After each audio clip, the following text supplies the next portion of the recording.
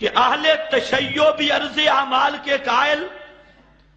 رضا خانی بھی عرض اعمال کے قائل، یہ للڑ بھی عرض اعمال کے قائل، اور اہل حدث بھی عرض اعمال کے قائل۔ یہ سارے فرقے اب ان کا عقیدہ ہے کہ نبی کریم صلی اللہ علیہ وسلم پر امت کے اعمال پیش ہوتے ہیں، انبیاء اولیاء پر امت کے اعمال پیش ہوتے ہیں، اور یہ عقیدہ جو ہے اس کی سب سے زیادہ تشریح اور اشاعت یہ ہمارے ریبنڈ والے دوست بزرگ کرتے ہیں اپنی تقریروں میں، تحریروں میں، بیانوں میں۔ تو انہوں نے اس عقیدے کو بہت زیادہ پھیلایا ہے۔ اب میرے دوستو ذہن میں رکھنا، میں نے عرض یہ کیا کہ قرآن مقدس کے مقابل کوئی عقیدہ قابل قبول نہیں۔ عقیدہ وہی حق ہے جو قرآن نے بیان کیا۔ اب اسی سلسلہ میں چند آیات آپ کے سامنے رکھتا ہوں، پورا مسئلہ بیان نہیں کروں گا، صرف مثال دینا مقصد تھا۔ اللہ رب العزت فرماتی ہیں یوم یجمع اللہ الرسل فیقول ماذا اجبتم قالوا لا علم لنا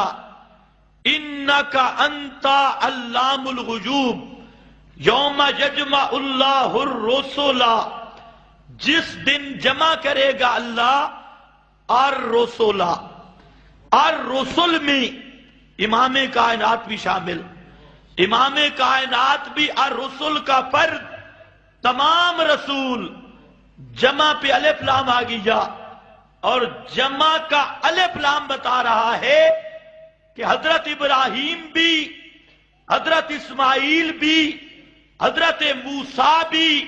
حضرت عیسیٰ بھی، اور خود حضرت محمد مصطفیٰ بھی، سب کی بات یوم یجمع اللہ الرسل، جس دن جمع کرے گا اللہ رب العزت سب رسولوں کو، فیقول ماذا اجبتم، فرمائیں گے ماذا اجبتم، کیسے تم قبول کیے گئے، ماذا اجبتم، کیسے تمہاری قبولیت ہوئی، تم نے جو مسئلہ بیان کیا تو تمہاری امتیں، ان کا رویہ کیا رہا، ان کے اعمال کیا رہے، بالخصوص تمہاری وفات کے بعد، کیونکہ اعتبار خاتمے کا ہوتا ہے، تمہاری امتیں کیا کرتی رہی، ان کے اعمال و کردار کیا رہے، یہ اللہ رب العزت سب رسولوں سے پوچھیں گے۔ اور یہ معنی جو میں عرض کر رہا ہوں، امام رازی نے اسی پہلو کو لیا، سید محمود آلوسی نے اسی پہلو کو لیا،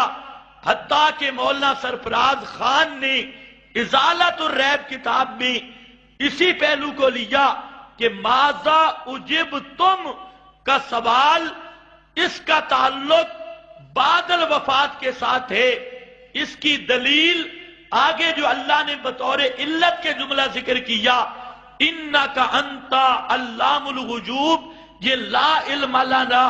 اس کی علت کے طور پہ ذکر کیا، تو یہ علت بتا رہی ہے کہ ماذا اجبتم کا تعلق بعد الوفات کے ساتھ ہے۔ تو اس آیت کے متعدد توجیہات ہیں، بہرحال قرآن پاک ہر وجہ سے حجت ہے اور ہر وجہ اس کی قابل استدلال ہے۔ تو اللہ رب العزت نے فرمایا قیامت کے میدان میں اللہ رب العزت رسولوں سے پوچھیں گے ماذا اجبتم،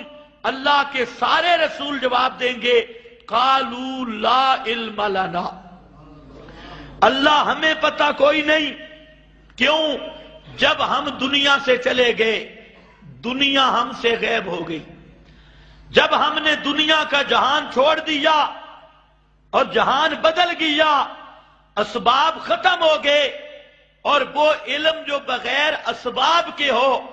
اسی کا نام علم غیب ہے۔ جب عالم اسباب سے گزر گئے، عالم دنیا سے گزر گئے، اب دنیا ہمارے حق میں غیب بن گیا، اور ہم اس لیے نہیں جانتے انک انت علام الغیوب، اس لیے کہ سب غیبوں کو جاننے والا، انکا انتا، یہ انتا ضمیر بھی فصل کے لیے، سب غیبوں کو جاننے والا صرف تو ہے، تیرے سوا سب غیبوں کو جاننے والا کوئی نہیں، اس لیے ہمیں نہیں پتا۔ لا علم لنا اے بعد وفاتنا،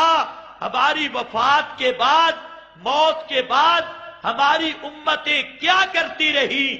لا علم لنا، اللہ ہمیں پتہ شتا بالکل کوئی نہیں۔ اب یہ ہے قرآن۔ قرآن کہتا ہے رسولوں کو بھی وفات کے بعد امتوں کے احوال کا پتہ نہیں ہے، اور سب رسول، اب جو شخص کہے اماموں کو پتہ ہے، اس کا قرآن پر ایمان ہے؟ جو کہتے ہیں ہر کافر مومن رشتہ دار پہ عرض اعمال ہوتا ہے، اس کا قرآن پہ ایمان ہے؟ اور جو کہتا ہے امام الانبیاء صلی اللہ علیہ وسلم پر ہر سوموار اور جمعرات کو یا ہر صبح و شام امت کا ہر عمل پیش ہوتا ہے، تو کیا وہ آدمی قرآن پہ ایمان کا دعویٰ کر سکتا ہے؟ قطعاً نہیں کر سکتا۔ اس لیے میرا بھائی، یا یہ گندا عقیدہ چھوڑنا ہوگا، اگر تو یا پھر مسلمان کہلوانا چھوڑنا ہوگا۔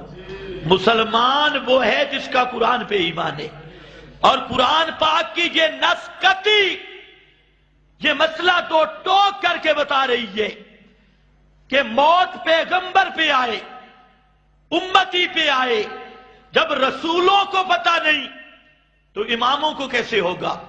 جب رسولوں کو پتہ نہیں تو پیروں فقیروں کو کیسے ہوگا؟ جب اللہ کے اولو العزم پیغمبر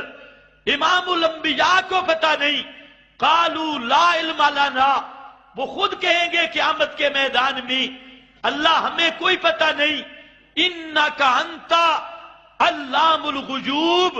اس کی وجہ یہ ہے کہ سب غیبوں کو جاننے والا صرف تو ہے، تیرے سوا کوئی نہیں۔ یہ اب قرآن کی شہادت ہے